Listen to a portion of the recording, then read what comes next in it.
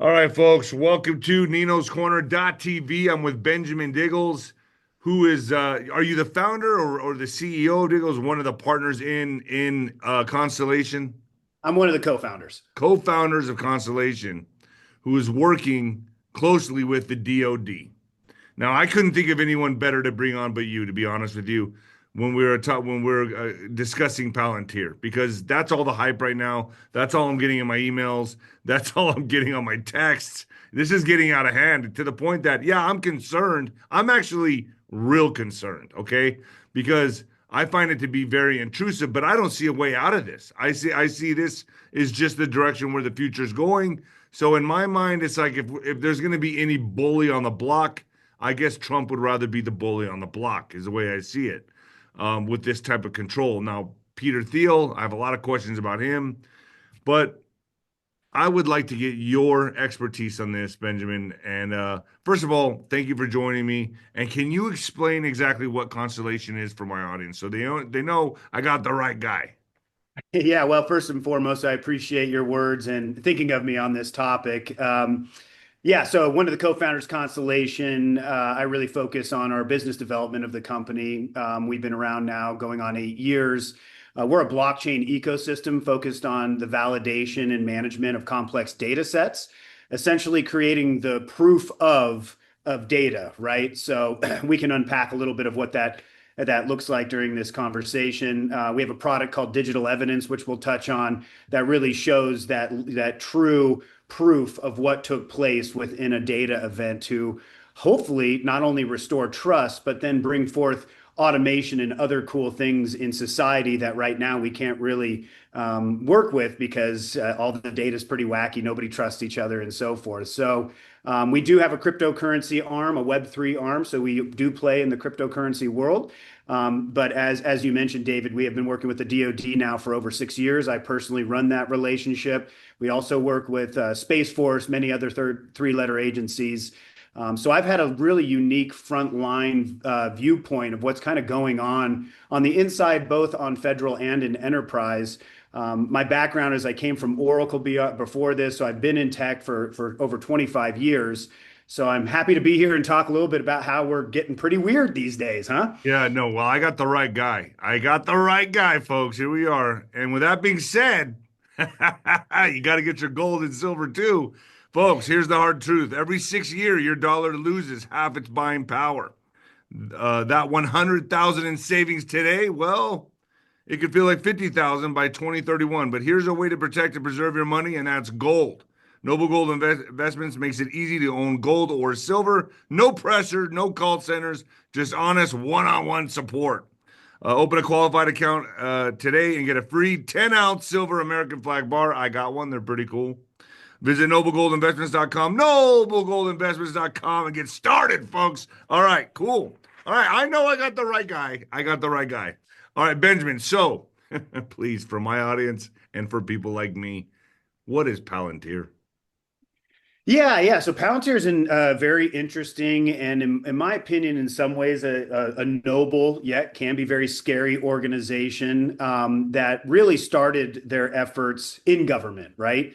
My CEO and business partner, Mr. Ben Jorgensen, has connections with their executive team, and so we've had some lines into them for a while.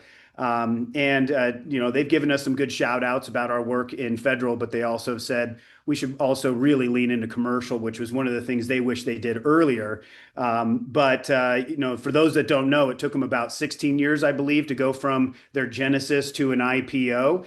And really, they're all around the collection and synthesis of data and fidelity of data. Like we're talking mass data. If there was sort of that big entity that's focusing on data beyond the ones that we all kind of know about, like Google and so forth, these guys are the patchwork guys working on how do you really make sense and of data in an actionable environment, especially contested environments when we're talking about, the military, where you have to make those quick decisions. And so, as many people have heard this term, data is the new oil, right? Yep, yep. And there's a little caveat there, but these guys were a first mover in this, and so Peter Thiel, which is probably one of the most bombastic and cavalier and biggest names when it comes to investment strategies. He has one of the best unicorn portfolios you'll see pretty much in the world. He is a major investor in that effort of Palantir and so forth. So it's a sort of an innocuous. If you want to really get a vibe of what they feel like, just look up the Palantir headquarters on Google, and you'll get a Wow. chance to see that it really does resemble a black box environment. Insane. So, most of my audience here are going to be like, "Oh my gosh, this is Patriot Act 2.0. It's going to be mass surveillance. All Americans are going to be in a database. They're going to start targeting people for pre-crime." What do you have to say about anything like that? Like, what can you quell this? Can you neutralize their worries? Like, or is this really an overreach? Is this really that intrusive? It almost feels like the equivalent of saying, "Hey, I signed up for Prime, and now all of a sudden Amazon has access to all my data." And it's like, well, Prime is Amazon, and they already did have access to your data. I know this topic kind of tips on the world of conspiracy. And one of the things that I followed in the past was the Prism Project that sort of got a little bit ousted for a hot minute. That's PRISM, and it's usually in all caps. You can look it up, and it's sort of one of those swept under the rug things that really showcased that there were some of these back doors with major institutions that are collecting a lot of not only personal data, but behavioral data, which often is even more powerful without people knowing. And this sort of surveillance state is kind of a funny thing to me, right? Because people are all freaked out. Oh my God, they have my data, they know who I am, they know all this information about me, yet we've willingly kind of walked into it without contemplation or pause. I mean, Apple came out with some of the most prolific technology when it came to their first fingerprint. You're giving your fingerprint to a device that you have no idea where it's connected to. Every 10 seconds, you open your phone. Then they went away with that and said, all right, let's get into retina and facial recognition. And then they made that an open standard so that you can work with third parties. I can log into so many different apps using the backbone face recognition on my phone.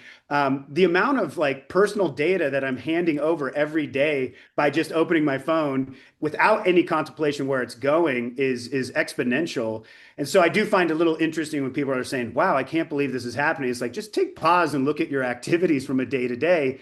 That said, I believe that this Palantir push with President Trump is largely sort of a coming out, right? It's an Right. unveiling. It's like, hey, this stuff has been going on, but we want to go ahead and put it out in front of your face so you know that we're doing it to It's you. kind of And like they're out of the closet. correct, right. And I think that there is something very honorable about that in one way, even though it doesn't feel good. I would rather be told to my face that this is taking place than have to build up conspiracy back channels to try to find this or that to stitch together some patchwork of a narrative, right? This is just straight out in the open.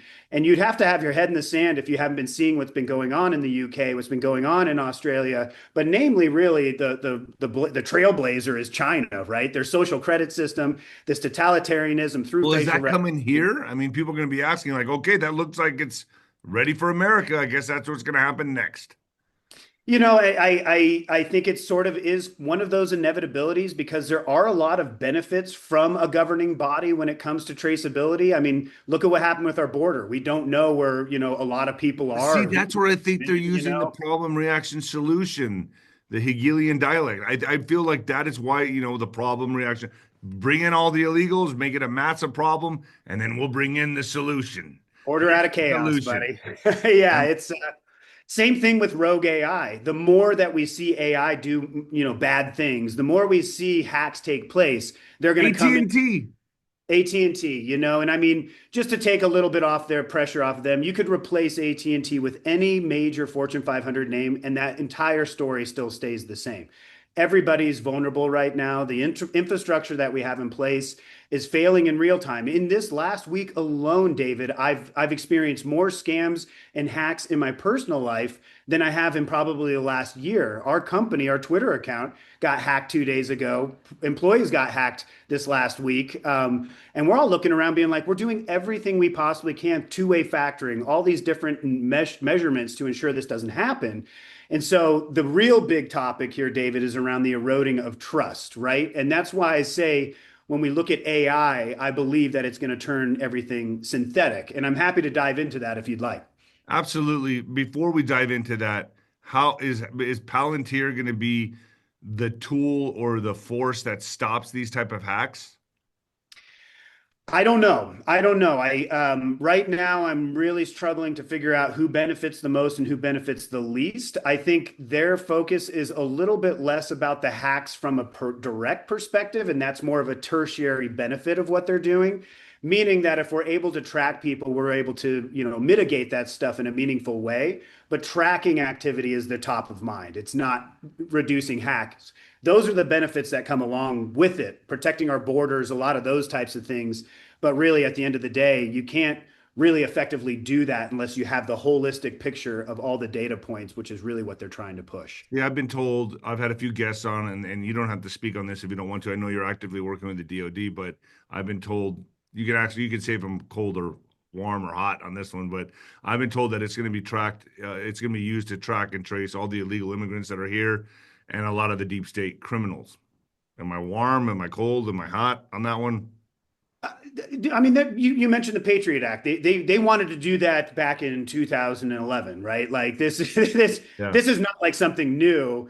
There's just a problem with the competing technologies and the regulations. There's so many vendors involved, and not to knock the government, they're not really good at bringing products to market effectively. And so this has been a big effort in the making for a while. So, I mean, the other topic is the homeless issue, right? Like, I volunteer in the city I live in, and that's the biggest thing is like a lot of these homeless people are getting multiple services. Hey, they have like 4 cell phones because they can't track when they go into something to get medications or services or help. And so the loss and the amount of bloat that we're spending on these individuals is insurmountable. And so that's also an issue that we need to figure out from a track and tracing perspective. But to what end, right? That becomes the big question. Just how much is this going to overreach? I'm talking about pre-crime. I mean, are they going to be able to track people on what they're and I kind of think like, okay, if you're not a criminal, you really don't have anything to worry about. I mean, this is going to be, but if you're a criminal, you got a lot to worry about here. Are they going to track and trace people's activity on the internet and then get people for like pre-crime or things they're looking at on the internet? That's also another question my audience wanted to bring up is like, do they have anything like do people have anything to worry about on their search engines or anything like that? I mean, can they zero in on somebody and say, hey, like let's say Biden, right? Biden was in office for the last 4 years, and then what happened with the insurrection? They were going to go after patriots. So it depends who's in office, kind of. I mean, does it matter? I mean, it's going to be what administration is in power deems who's a criminal or not, and who they're going to go after. I mean, this is a wide scale, huge. This could be a huge net to grab a lot of people.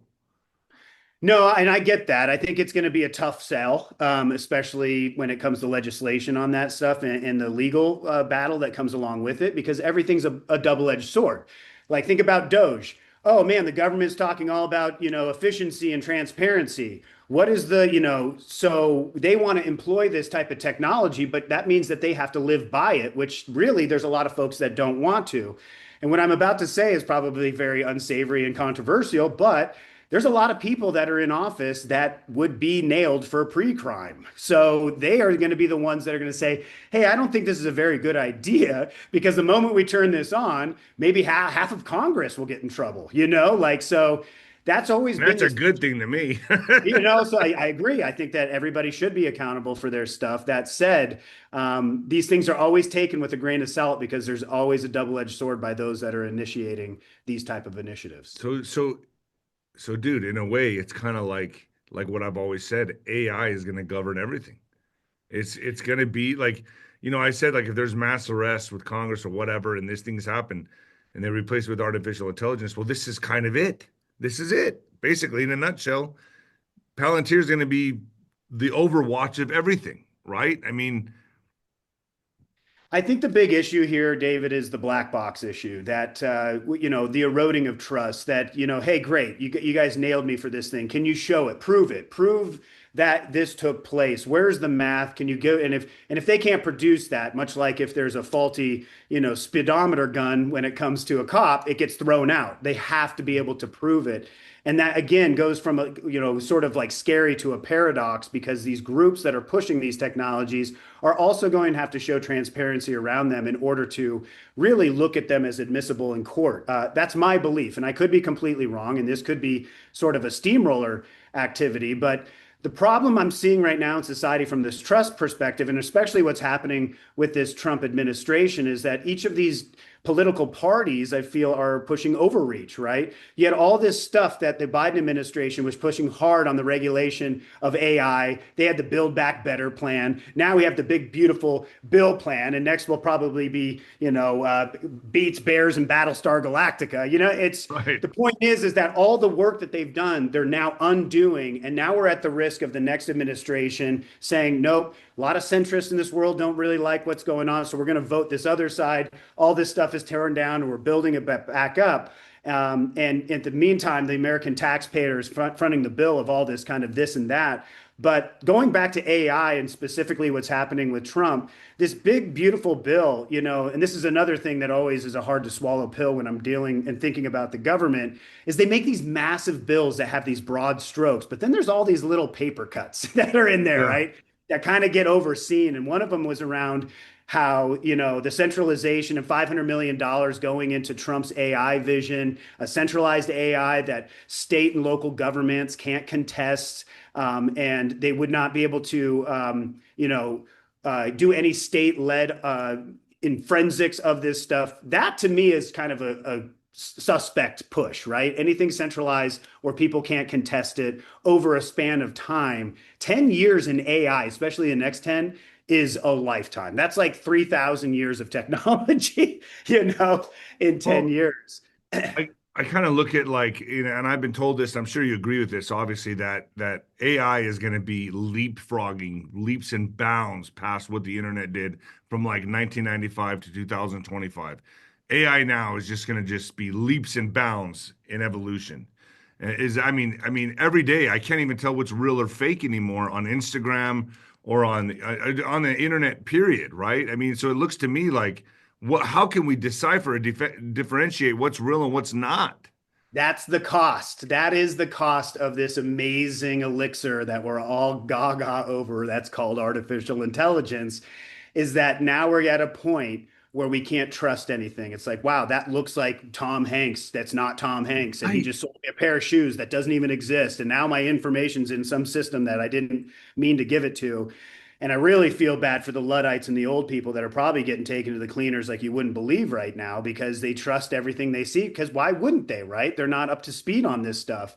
That said, I mentioned to you earlier about the synthetic nature of what's about to happen. I believe by 2030, the internet will be fully synthetic. And what I mean by that is right now, the majority of the internet is bots based off machine learning and algorithmic AI to produce things to keep your attention on the screen.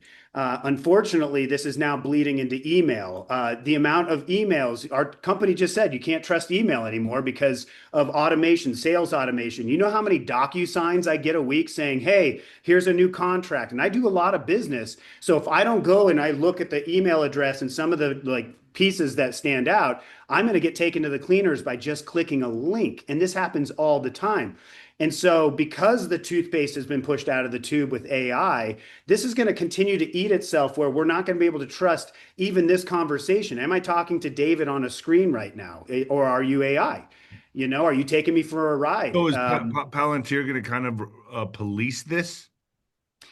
No, I don't think that's their jurisdiction. I don't think they care too much about the open internet outside of viewing what people are doing to it. But I do believe some of the expressions we're seeing in Texas around people needing to authenticate, which, I don't know what side of the fence people land on that, but those are the type of activities where you're going to actually have to authenticate, like on Twitter or X, to have the blue mark that you're a real person. That authentication is going to become a common stance, which I think is largely going to freak people out and lose its zest, because the open internet is this place of freedom, right? It's a representation of freedom. The And I think Wild those West, days are man. numbered. It's the Wild West, but I Okay. do think those days are numbered because much like we're overfishing the ocean, these data algorithms are overeating the data at a pace that's faster than we're creating it. Therefore, you can see how this thing is going to hit a terminal velocity.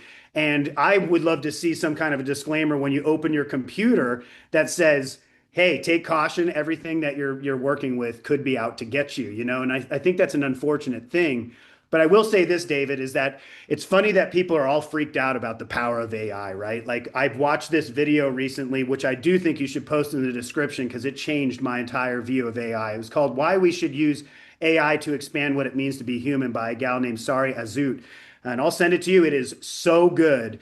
Um, but we're at a point right now where people are freaking out over AI, and there's this polarizing paradox. My YouTube is like one side, totalitarianism, and it's going to kill everything. The other side, it's going to liberate humanity. Look at all the wonderful things that are coming out of it. And if you go back in time, the internet was the same way. Everybody thought it was going to ruin society. And arguably, in some ways, it did. In some I ways, it mean, made yeah, I it think better. it did You in know, some like ways. Yeah. so that's where I think that it's funny because what's the biggest threat to AI? What's the biggest threat? And I said to my wife, it's hilarious. And I pointed at a power switch on the wall. I was like, that's the biggest threat to AI. Yeah. You turn that Yeah. thing off, the thing's done. And it's the same thing with people that are, I can't believe that Facebook is spying on me and doing all this stuff. Then delete Facebook. You know, don't participate in these things. I think personal responsibility is something that people right now are just kind of putting to the wayside so they can point fingers at these large organizations. Why are they doing this to me? Well, you're the one that's giving fingerprints and facial recognition away. I So, have friends that are not on social media, and a lot of people would put them in the category as weird these days. Like, why don't you have a social media? Why don't you want people to know what you're doing? Like it's become acceptable now, correct. be constantly, you know, monitored. It seems to me like I have friends that don't have an Instagram or Facebook. They've gotten off completely. They've been off for years, and they're totally happy. But they're looked at like people are like, why? The same thing with me. Like when I quit drinking. Oh, geez, you had a problem? Something's wrong. What's Yeah. wrong Oh with you? boy. What is so Dude, wrong? I'm like, what's wrong with me? It's like, I've been it's off of looked like social that. media for 10 years now, including LinkedIn. I haven't been on any of it just because I don't trust it. I don't need it. I have all this time. I tell everybody else, dude, I have so much more time than you do. Yeah, It's yeah. But I do think that that's an interesting thing around personal responsibility, how we use these things. But I think a real big thing I want to land here, David, is that we're at a point where brands no longer really are going for customer satisfaction, customer experience. They care about reputation and trust now more than ever because it's at an all-time low. Look at Apple. You go out into the city and you see these big banners. We are privacy, privacy first, all this stuff. Dude, planned obsolescence on their phones that they fall apart faster than they're supposed to. They screwed the people. They lost that lawsuit. Number two, they recently they settled a $95 million lawsuit that Siri was listening in on their people for 10 years. Anybody with Siri on a phone, it's been listening to you for a whole decade. And they made that thing go away. It's not in the public site. You know, those Number three, they made a promise about all the wonderful things about AI, and it was a complete farce. It didn't even work, and now they're going to litigation around that. Yet, in the public eye, since they have all this money, they can pump out all these feel-good commercials that, oh, we got your back, we care Yeah. about you, trust. But the big thing we're going to start to see with businesses that are going to compete on is trust and reputation. What does our reputation look like? What's trust? And that's going to matter a lot more than value to people here coming up soon. So what do you have to say to someone like Elon that comes out and says, kill the bill? Kill the bill. We don't need this. He's against the bill. It's filled with pork. I think Palantir is involved in this big, beautiful bill, right? I mean, it's all in there. Sure. So what do you have to say to someone like Elon? Is he jealous? What's going on here? Like, what's the deal with Elon on this? Well, it's almost like going to a buffet and putting all the food that's on the buffet in one plate, and somebody that's saying like, "Oh my God, I'm allergic to peas," throw the plate away, right? Like, and that unfortunately, I think, is why these massive bills are a bad idea because there's gonna be a couple of things in there that are sort of like a house of cards, not necessarily for everything included, but something in specific that could be detrimental to the future of an industry or even the American people or the globe. And so then it turns into throw the whole thing away, right? And it's only a matter of time over long enough timeline before there's a faction between somebody as smart as Elon and somebody as smart as Trump. Depending, I know people don't think he's all that smart, but he's smart, right? Oh, And so wicked smart. And Really so smart, yeah. you get those two people in a room, there's Alien eventually smart. something, yeah, you don't feel good about. And so I think it's good that Elon is speaking up against this, but I also think it should be more prescriptive versus toss the whole thing out, because there are things in there that I do think are good for the American people. So I've always said that I was gonna, I pride my podcast on covering all sides of the chessboard, right? And I've always said I'm gonna look, the pendulum went really far left, and now I'm gonna watch it, and hopefully it doesn't go really far right. Right, But right. what am I gonna say to my audience about Palantir? Because this looks really overreaching and really far right. So, I mean, it's almost like we're going into a police state here. What do you have to say to my audience on that?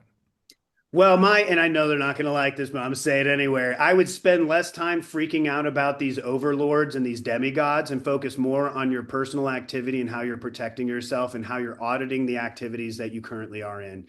We've gotten so used to the conveniences of life that now we fight for it as if it's just justifiable, when at the same time we are part of the problem, right? We are us being asleep while interacting with this godlike technology is not sustainable. So you have to start asking yourself, who is the owner of these platforms? Where do they roll up? What does their data privacy plan look like? What are they doing with this privacy? I follow this guy on YouTube. I'll send you the link. He's great. He just goes through terms and conditions and points out where they're screwing you. Hey, you can't use this printer unless you sign up for the subscription program. And here's what they have listed in there. You don't own anything and they don't care. They don't have to, it's just unbelievable how litigation and law in our country has turned into such a rat's nest of loopholes, and it's made its way into the consumer, that pretty much everything we're doing, we're endorsing it in a way that we're completely ignorant to, because we just blanket trust everybody we work with. And I think that we need to take our power back by having more personal responsibility. I know that's like that's like telling somebody, being like, I'm eating all this cake and I'm getting fat. How do we take out the cake makers? It's like, dude, stop eating the cake. Like that's step one, or find one that agrees with your body more, right? Like, so I'm hoping that this pushes forth a new generation that's going to say, I don't believe it, prove it before I believe it, versus the way we live now is, I believe it and I have to do work to prove it.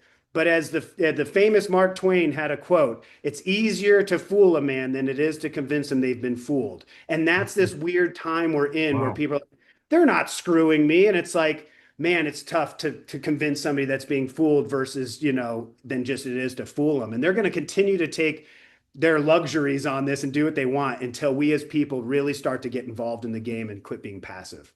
So what's the role of Constellation in all this? Like Constellation helps keep AI accountable, correct? That's one of the features. Yeah. So I often talk about blockchain. There's this term called immutability that nobody uses in their daily nomenclature, which really means that it can't be changed. I often say it's like, Medusa looking at a database. So if you've got Medusa looking at a database, the moment data is created, we now have a proof of source of what that data is. So if we look at, like, say, the Fort Knox example, right? Everybody's thinking about, hey, whatever happened to that die down on Fort Knox? If they have a system in there that they can go and they could scan or take pictures and validate that stuff's there, that's when Medusa would look at it. That way, so when we're looking at the data, we have that hash proof on a blockchain that says, yep, at this time, this person, this lat long, all this stuff happened exactly the way it's supposed to, so that we can at least have more trust knowing that data has either been changed, manipulated, or corrupted, and it is what it says it is. I believe that we're going to live in a time that it doesn't matter what you're consuming on a screen. It's going to require a validation check mark or something that's going to have somebody scan it so they can see the actual proof. Did this reporter actually report this from the front lines on this date in Ukraine, or were they in a studio causing a psyop for special interests? Those are the things that we should know as a society. And we now have a technology, and it's bigger than just Constellation. It's a whole Web3 movement that can create that accountability, that transparency. But furthermore, what's beautiful about it is you can reward people for committing data, saying, hey, I'm going to contribute this data and I'm going to get a cryptocurrency or reward back versus Facebook right now being a billion ARR company with very few products. That's all data. That's your data that you should be getting paid for contributing it. So that's the future of digital evidence and blockchain and what Constellation's been working on for 8 years. It's amazing. That's why I brought you on. That's why I brought you on. So, all right, folks, I guess we have nothing to worry about. Well, there's always something to worry about. This is the one thing about, like, I would say the mystery or conspiracy or fringe communities is, oh, the central bank digital currency, and they'll spend all this time freaking out over something. Oh, the grocery stores are tracking us now, all this stuff. And don't get me wrong, I'm not saying don't take pause. We need to take pause. That said, if you're like worrying about something, you're going to manifest and draw it into your life. Maybe go for a walk. Okay, but hold on. So to me, it's like what you just said, the light switch thing, right? Which makes sense. But who controls the light switch? And who controls the programming of AI? That's what I'm worried about. It's those top shadow people out there that are controlling this. And we already know they're up to no good, And so I know Trump's bringing this in, but who's behind Trump? Who's behind Well, let us these not people, forget. man? Let us Like, not bring forget it in. It's good. Yes, it's very good. Yeah, And eat then, it, use it. yeah. Yes, Let they'll us fall not for it. forget the modern internet was created by DARPA. Like, like folks, all of this stuff was born from some sort of a intelligence program at its core. And so I would even beg to say that maybe even Bitcoin was created by some intelligence group, right? And it makes sense in a lot of ways. I'm not putting that out there that I stand by that, but it could be possible. So I just think, yes, there's plenty of stuff to worry about, but there always has been. Now it's just becoming more transparent that these companies are being very cavalier, saying, we're going to track everything you do and there's nothing you can do about it. I mean, really, what are we going to do, David? I'm just saying, this falls in the wrong hands. We're screwed. Like, everyone loves Trump and trusts Trump for the most part right now, but I guarantee you everyone's kind of looking at him side-eyed, like, wait, what are you doing? What is this? Like, Right. because after him, who's Yeah. next? It always comes down to that adage of how do you measure and who decides, right? Like Right. that's really at the end of the day the scariest thing is like how they start measuring these things and how they decide and that's my encouragement to the people is change the way you're measuring things and the way you're looking at it. Oh, this is really scary, and try to flip the script on yourself and start to see the positive in some of this stuff. Everything that it comes out, in my opinion, of a communication, finance, technology, it's benign at some level. To your point, it really gets scary when it gets handed to a nefarious Lex Luthor type that, wants to come in and enslave these people and do awful things. That said, we're in a time where back in the day, they had to do front lines. You'd be on the front line shooting each other in the face. Now we're in information warfare where people can be extremely cunning. They can do long tail psyops, deploy TikTok into America, feed all those channels with a bunch of like really degenerate, gross content, while over in China, they're learning how to build buildings on TikTok, how to talk different languages, how to build communities. That small little thing over a 5-year period will completely change the landscape of the American people and how information warfare works. But we're so caught up in ourselves as a society, me, me, me, me. We're not zooming out to think of like, what's my role in this larger patchwork of godlike technology? So as this persists and as this moves forward, can I bring you on more often to talk about this? I mean, this is a great podcast. Buddy, I love you. I think you're awesome. I love that you give me some great questions. I'm very passionate about this, as you well know, and there's a lot of topics to cover here, right? It doesn't have to be just AI. But I agree. Right now, I've never seen more activity around AI than ever. I mean, there was a story that just came out about this company Builder.ai. Really, you could get a bigger valuation if you just put AI at the end of your name, right? They raised $1.5 billion backed by Microsoft to have this no-code tool where you could just go in and it will build stuff for you in code. Turns out there was like a bunch of Indian dudes behind the scenes that were coding while sweating, doing the work to make it look like AI did it. Wow. Now they're down to zero, right? Same thing with Amazon and their stores that you could just go in and buy something by picking up and walking it out. Oh, AI is doing all this. No, it's not. There's dudes behind the scenes that are doing all the work. So there's a lot of, even these guys are faking it till they make it because of the hype. So when you see something you think it's really scary, it's probably just some dude in a sweat room in the back just trying to Wow. Yeah, happen. that makes a lot of sense. That makes a lot of sense. So let me get your thoughts on this before I let you go. What's your thoughts on I've heard that fulfillment centers at Amazon now are all going AI. Trucks now are going to be driving. When I was in Austin, I was just in Austin and I was like, wow, man, I've never seen so many. I think they're called Waymo. I can't remember exactly. Emos, yeah. Yeah, they're all over the place. Driverless cars. Dude, I thought we'd see flying cars before. It seems a lot more, for me, like a lot easier to achieve a flying car than a self-driving car in traffic. Agreed. I can't believe we have self-driving cars, but now the trucking industry is, and that's the backbone of America. Now I'm hearing they're going to go to artificial intelligence, self-driving trucks. Bro, where does that, what are humans going to be used for anymore? I mean, a job and work is good for a man. And I hear the same thing over and over. Oh, you'll be able to do what you want. You can do this, you can do that. Well, AI is creating all the music now. AI is creating art. What are humans going to be used for? You can Well, take I that. mean, yeah, that's an existential question, which I really encourage people to watch that 𝗬𝗵𝗶𝗹 interview. I'll send it to you because it's beautiful. But I'll leave you on this. Anything, if you think of like humans as a math equation, anything that's linear with a lot of constants and few variables, that's going to be replaced by AI. Something that right now has very few constants and a lot of variables, very hard for AI to replace today. So when you think about a truck going down I-25 from point A to point B, yeah, pontoon those dudes, like have like 5 of them in a row, have AI, because the constants are pretty fixed. The variables are very thin.